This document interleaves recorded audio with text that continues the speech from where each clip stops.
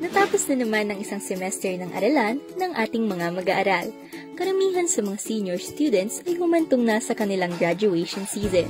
Ibig sabihin, maraming fresh graduates ang maghahanap na ng kanilang first ever job. Ngunit bilang freshies sa paghahanap ng trabaho, ano nga ba ang mga dapat ihanda o dapat paghandaan? Here are some tips para sa inyong hashtag Road to Employment. Number 1. Know yourself and your goal. Sa paghahanap ng trabaho, dapat ay magkaroon muna ng mindset kung ano nga ba ang destinasyon na nais makamit. Ang ating goal ang magiging gabay para sa ating pagpaplano. Mahalaga na kilala natin ang ating mga sarili. Sa pamamagitan nito ay mas malalaman natin kung ano nga ba ang ating strengths and weaknesses na makakatulong upang masukat kung suwak sa sariling skills at talents ang isang job offer.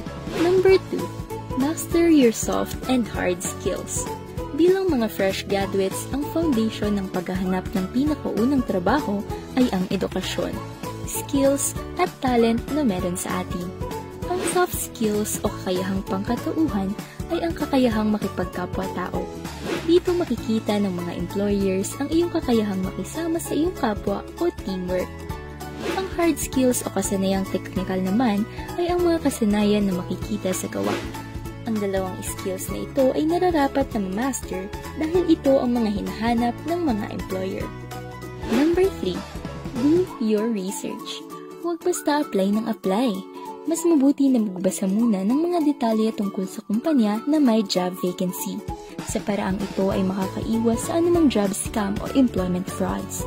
Sa research rin malalaman kung align ba sa skills na meron ka ang trabaho na offer nila.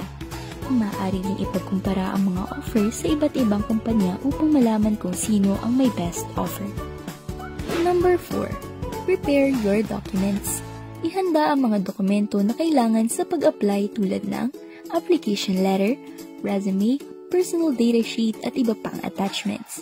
Pinakamainam na huwag mag-submit ng original documents tulad ng official transcript of records, diploma o kaya certificate of eligibility upang protektahan ang mga ito laban sa posibleng pagkawala o pagkasira habang naghahanap pa ng trabaho.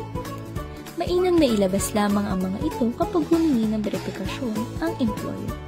At number 5. Widen your circle. Lawakan ang mga network at connections. Huwag maging mahiyain.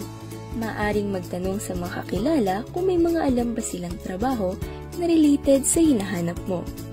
Maaari ring sumali sa mga job o career fair.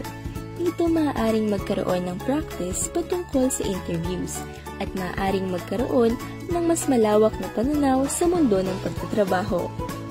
Extra tip: may batas na nagnanais tumulong sa mga first-time Pinoy job seekers. Ito ang RA number 1126. Maaari kang kumuha ng mga certifications sa iba't ibang opisina at line agencies na magagamit sa job application na hindi mo na kailangan magbayad pa ng mga fees. Tandaan, ang paghahanap ng trabaho ay hindi karera. Pinakamaganda ng ating first job ay nakahanay sa ating goal upang mas maging effective tayo sa pagtatrabaho at mas matuto pa para sa mga susunod pang araw o kaya ay trabaho. If you liked or learned from this video, please click subscribe.